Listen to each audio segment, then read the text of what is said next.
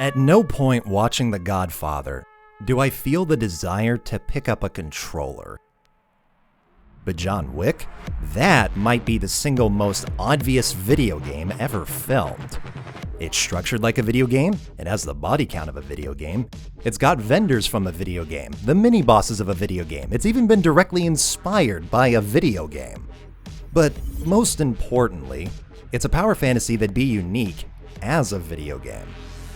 Not a cover shooter, not a beat 'em up, and not a game that flips between the two, but combines them to give you John Wick's superpower, dealing with anyone, whether he's got a pistol or a pencil. And yet, John Wick has the same number of video games as The Godfather.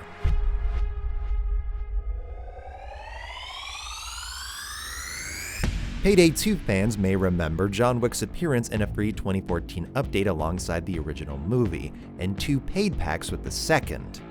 But releasing on the same day as John Wick's Heist was his own game. Developed with 3 studios in the midst of making their own VR headset, John Wick: The Impossible Task was Starbreeze's first foray into gaming's all-new avenue, debuting at trade shows in March 2016 and releasing 11 months later, after more title changes than my videos, as John Wick Chronicles. Eye for an eye. It begins faithfully enough at the Continental's front desk with its concierge, using 1 gold token and an earpiece for him to assist you in the shooting range. First assignment at a multi-story car park, the follow-up at the Continental's rooftop, a yacht in the middle of New York City, and that's when you discover why the highest viewed Let's Play of this game on YouTube is 32 minutes long. This is every level in what might be the only movie tie-in game in recent memory that's shorter than the movie it advertises. I don't care about dollar-to-hour ratios, but this is really testing that belief. And that's not the only one. I've said repeatedly on this channel over the years that reusing assets is good game design.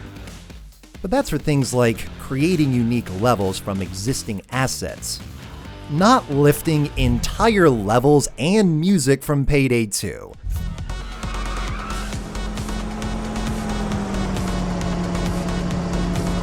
But despite the brazen lengths this game goes to test my beliefs, none of them were as tested as my patience. It may be lifting enemies, weapons, sounds, and levels from a game that's enjoyed to this day, but it's missing so many details that the gameplay's been whittled down to a shadow of its former self. In Payday, when enemies get shot, they're flinching, stumbling, and falling when they're not killed. And for armored enemies who don't react to individual shots, you can fall back on hit markers. Neither are in Chronicles. Payday's enemy designs are memorably distinct, from their outlines to colors and sounds. Chronicles does a YouTuber and puts a red arrow on everyone, which would clash with the realistic environments and weapons if floating power-ups didn't already do that. It'd be one thing if this game was merely short, but its lack of polish really does make me feel for the developers who were presumably ordered with a Tech 9 to the temple to meet a hysterical deadline. The enemies move on rails, set pieces are lower production value than Payday 1, melee combat is non-existent, bosses drop grenades on themselves, your hitbox gets shot through walls, Sharon doesn't look at you when he talks, the audio mix makes the 4 voice lines Lance Riddick recorded impossible to hear, the game doesn't even let you fucking pause. There's no nice way of putting it. This game really sucks. It is a John Wick game in name only. But it's also a victim of inexperience, a rush production, and more than anything else, releasing at the start of what I consider the fastest evolution in recent gaming history. In only 5 years, VR games went from glorified shooting gallery tech demos to immersive full-scale campaigns, freeing players from their constrained predecessors to run, sneak, drive, and fight with all the bells and whistles. To the point where everything 4 development studios slaved away at for a year in 2017 could be eclipsed by a modder in 2021. The John Wick VR videos that exploded on YouTube years ago weren't of Starbreeze's official game. but a Half-Life Alyx mod by A&B Seth called Gunman Contracts, which I keep confusing for Gunman Chronicles. Yet, even this mod ultimately suffers from one of John Wick Chronicles' biggest faults: endless shooting. In John Wick, firearms are just one part of the action. Even in gunfights, characters are grappling, blocking, throwing, and using everyone they battle with both an improvisational and methodical flow that's entertaining to watch, and should be engaging the play. Which it is, sort of.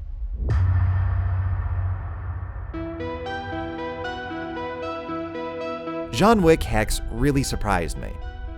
I was not expecting to hear Ian McShane reprise his role in comic panels to talk down Troy Baker. I was not expecting a tiny indie studio with this mainstream license to provide a full multi-hour campaign as the main character, and I wasn't expecting to like a strategy game's combat system this much. Yes, strategy game. Believe me, I also saw this game's reveal and went, huh? How does this translate to this? And the answer is, quite literally. This scene is essentially Hex's core gameplay loop. Unlike John Wick Chronicles or Gunman Contracts, you act out the protagonist's agility and creativity, and in a way that's unlike any other strategy game I've played. In the broad genre labels of real-time and turn-based, Hex falls in neither camp. The best description I can give it is time-based strategy. There's a literal timeline at the top of your screen, detailing the precise duration of everything you do. But it pauses like a turn-based strategy game whenever your action is completed or interrupted, by incoming attacks, enemies entering your line of sight, or by your action becoming impossible, thereby eliminating one of the biggest hurdles a traditional turn-based game has to contend with, making you helplessly watch the enemy kill you fun. By pausing every interruption, you're always given the opportunity to respond, and you have a wide array of options from strikes, pushes, takedowns, and parries to throwing or firing your gun. The first four dependent on your limited pool of focus, the last two relying on your accuracy. In practice, this means the game is about balancing these scales. The rush of clicking multiple heads is replaced with the gratification in setting up the most efficient combination of firearm and hand-to-hand tactics. And I can't deny the smile on my face when this gameplay clicked. From escaping the closest of calls just like the films, or clearing entire levels without getting hit once. I've recommended Square Enix's Hitman Go, even 100%ed Lara Croft Go, and Hex may be even more faithful to its source material, let alone what we started with. So why didn't I finish it? It's not because of shooting and getting shot through walls. It's not because of the occasionally useless firearms. It's not because John Wick resembles a stick. It's because of a medieval gameplay trope, making levels longer and harder. I've always had a bone to pick with this trope because a key component of design is scale. What the fuck? A game that's fun for 30 seconds doesn't inherently make it fun for 30 minutes. And unfortunately, Hex suffers from this too. For example, gunfights are a slugfest. The developers presumably recognized that hunting down a wounded enemy in the fog of war would get tedious, so instead, when a shot enemy retreats, 9 times out of 10, they will step right back to where they were, meaning the often ideal strategy is to shoot, wait, shoot. I did notice this in the initial levels, but in 5-minute bursts with a handful of armed enemies, it's a small annoyance. But when levels are double the size with 3 times the armed goons, it becomes a fucking chore. Especially when there isn't even a shortcut key for waiting. On PC, you have to manually click the bottom right corner of the screen every single time this happens. It's seemingly a control arrangement for a mobile version of this game that does not exist. Raycevick, you are a sim racing spurg. How can you possibly complain about long levels after participating in multi-hour endurance races? Does that alone ruin your point? Actually, it might help. The appeal of endurance racing is the heightened strategy, tension, and consequence that changes the parameters of how you play. A quick race isn't the same as nursing a repaired beater over a 2-hour multi-class stint. But Hex's latter half is fundamentally the same as the first. It doesn't demand anything more from a player other than patience. That, in my case, was already tested. Which is sad, because I do really like the core here, and think Bithell Games turned John Wick into a game that replicates the fights, tactics, and gratification better than any montage of a mod. But I also think anybody could have predicted the outcome of a John Wick strategy game not being what fans would want.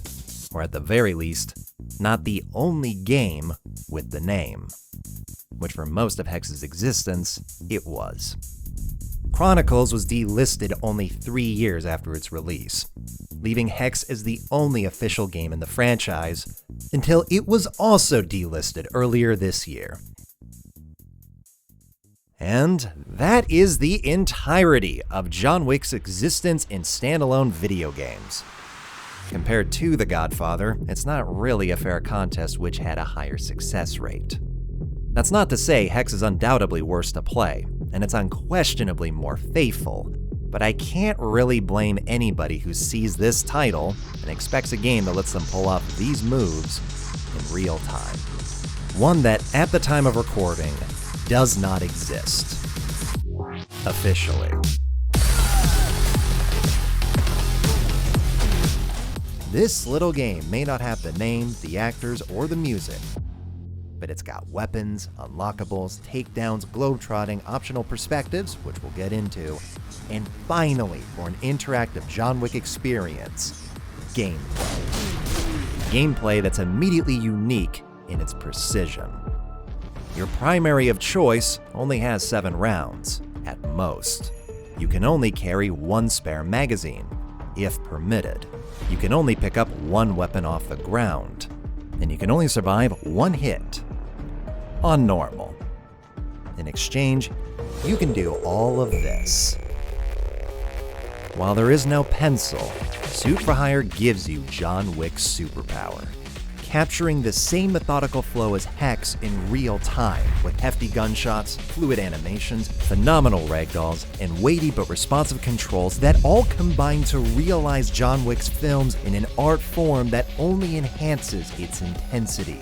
One where every fight can be the end of a life, and every life is only 2 mistakes away from ending. It may seem arbitrary the player isn't granted more than a spare magazine, or that taking enemies down instantly refills one without reloading. But it's no less arbitrary than curb stomping for health. And it accomplishes the same goal of always giving the player an immediate objective beyond reach the end. Your primary firearm, no matter which you pick, is the most powerful you have, but enemies will only drop 1 bullet for it at most. There's 3 ways a magazine can be refilled completely: ammo boxes, takedowns, or a 7-kill clean suit combo, topped off by a slow-motion comic panel of the final kill as your ammo's instantly refilled to do it all over again. But the game's just as compelling as that multi-suit high when you slip up. Scavenging for doors and barrels to kick, enemies to take down, or weapons to pick up. The pistols, shotguns, and assault rifles are just as satisfying. So too is melee combat, with punches, kicks, sweeps, counters, and weapons. The animations are genuinely impressive, most of all when they manage to seamlessly transition between gunplay and takedowns in even the most hectic of arenas without sacrificing functionality nor flexibility. I can't hammer this point home enough. There is so much you can do in this game, and all of these systems are multi-purpose. You don't just kick enemies, but doors, grenades, and any physics object in the environment. The spacebar doesn't just sidestep melee attacks, but dodges bullets and dolphin dives, which itself can be used to slide. I'm not going to pretend I didn't already fall head over heels for an indie shooter before. Only that when I'm playing Suit for Hire, I want to put it right up there with them so badly. But I can't. There's lots of little problems. You get teleported restarting levels, enemies get teleported in levels.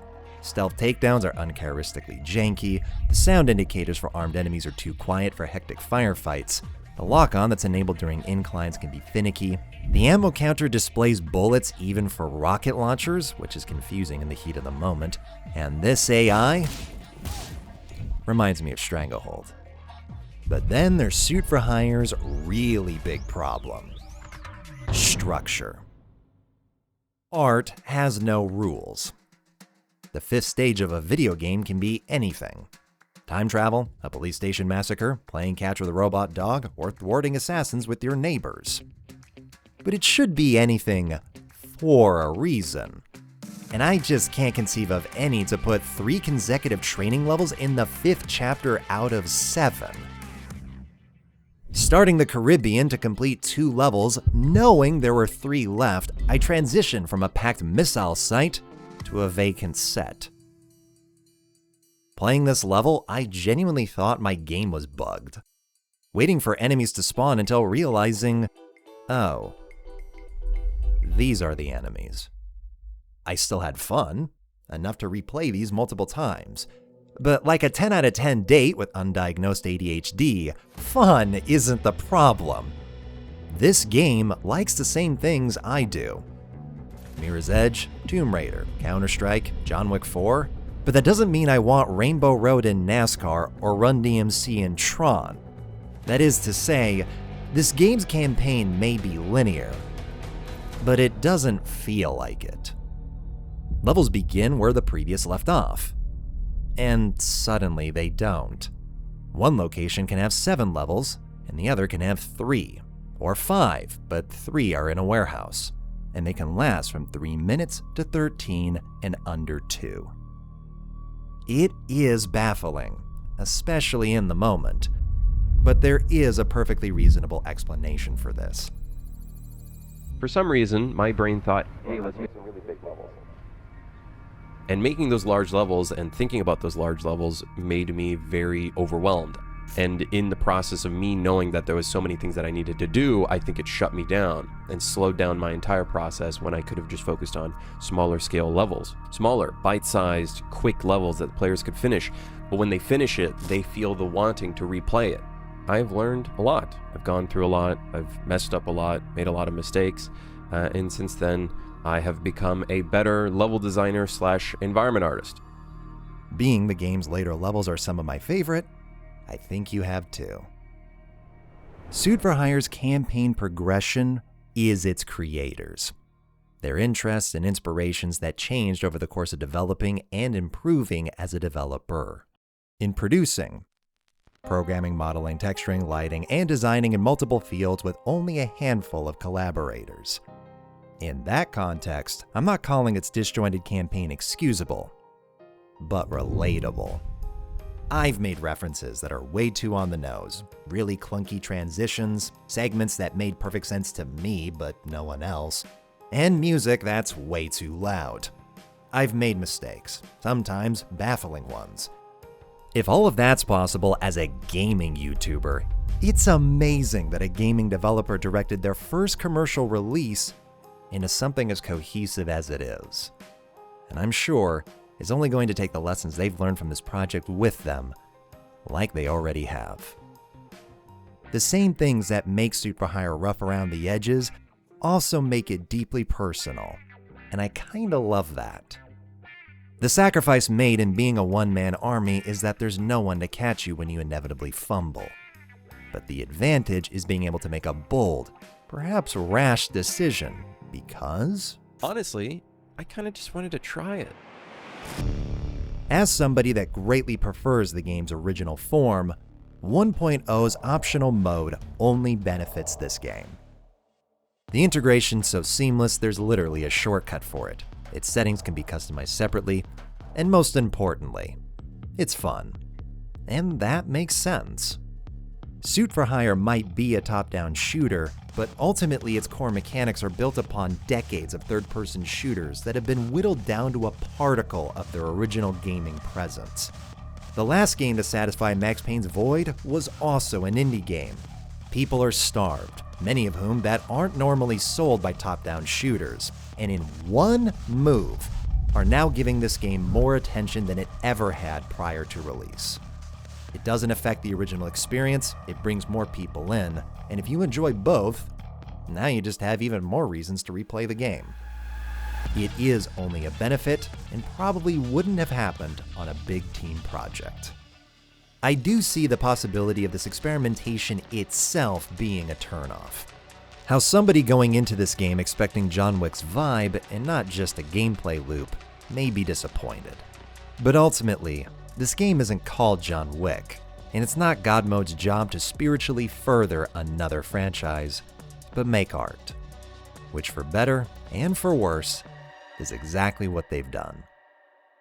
But if they wanted to, Lionsgate could fund the perfect John Wick game that God Mode have founded. After more than a decade with 2 official titles and 2 inspirations, there finally exists a John Wick gaming blueprint. An interactive realization of its balletic brawls and frantic firefights that's not just Max Payne with longer hair. A loop that doesn't need to be created, but iterated. What if Suit for Hire's rough edges were polished to a mirror shine?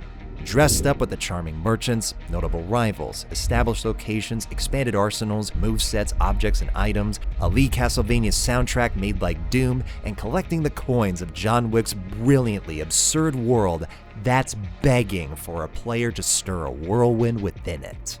And the biggest releases to capture the audience yearning for this ideal John Wick game are by 2 devs. That's it? $1 billion IP, 15 years, 2 devs. 2 indie devs. Could you imagine 2 independent developers being the only to approximate 007? Spider-Man, Batman, Alien, Tron, Lord of the Rings, The Walking Dead. It's taken longer to make a John Wick game than Riddick, South Park, The fucking Simpsons, 50 fucking Cent got out. Okay, good is a strong word, but memorable game before John Wick did. I realize, however, nearly all of these games came from a different time. Mine.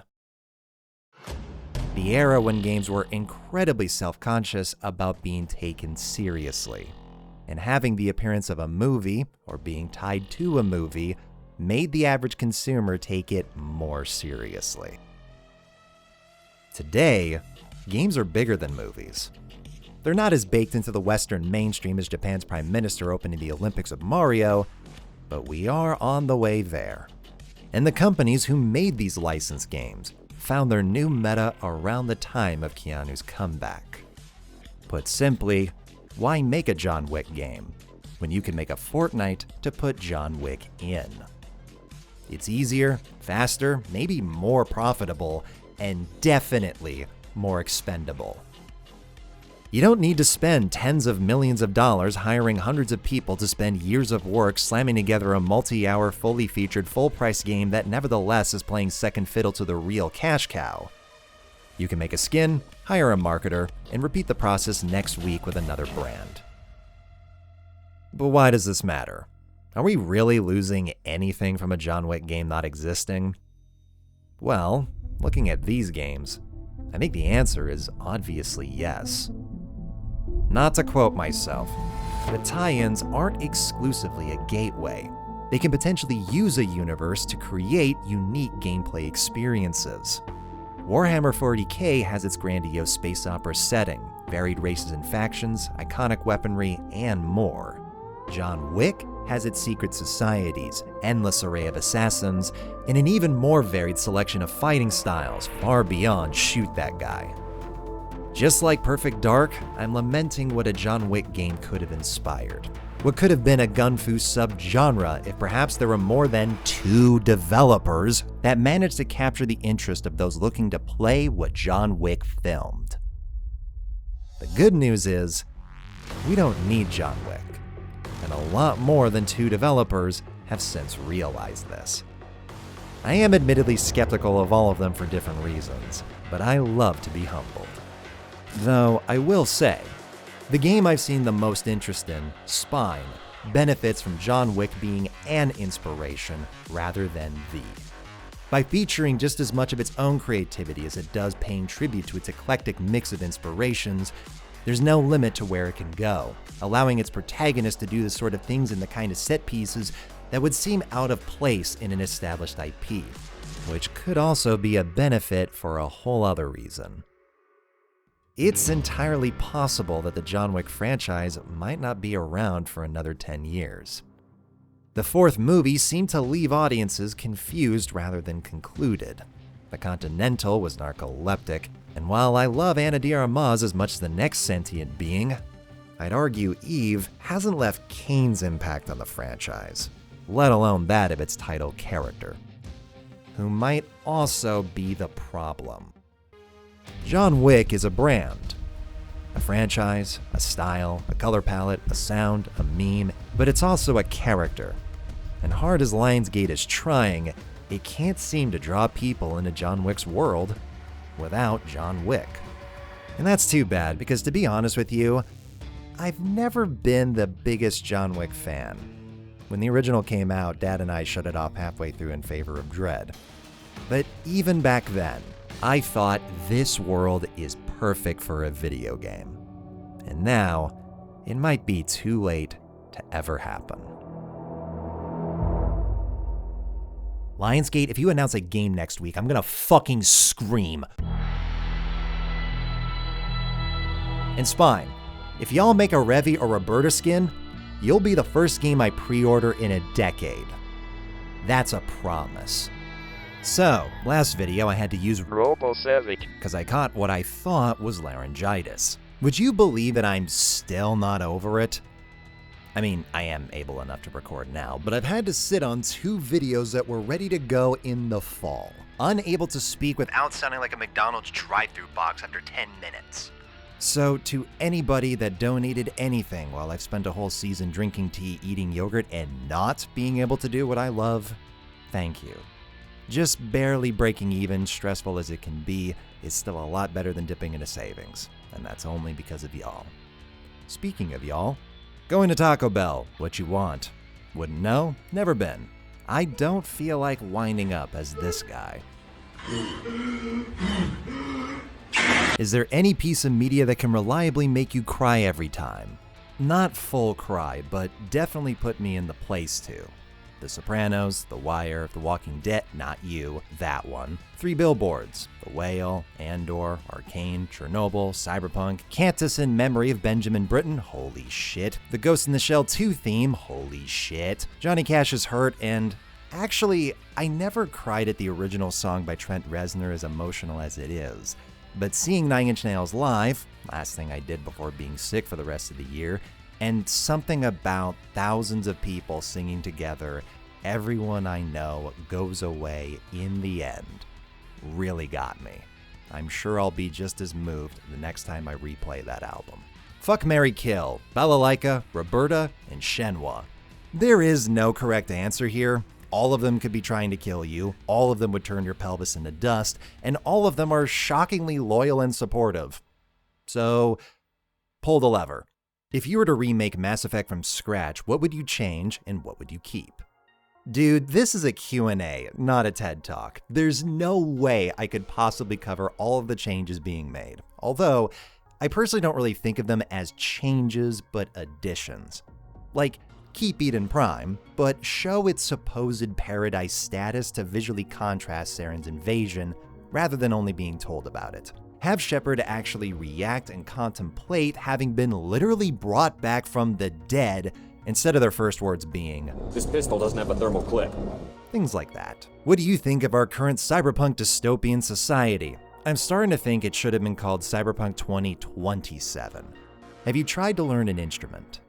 My dad's a guitar and bass player, so I did borrow both to finally give Rocksmith a proper go last year. And decided that much as I love to keep learning, my spare time should be directed to abilities that feed back into writing, directing, or producing, rather than learning to play some songs. But I did learn a lot from my brief time with that game, mainly in how some riffs are a lot more complex than they sound, and some songs are way simpler than their aggression suggests.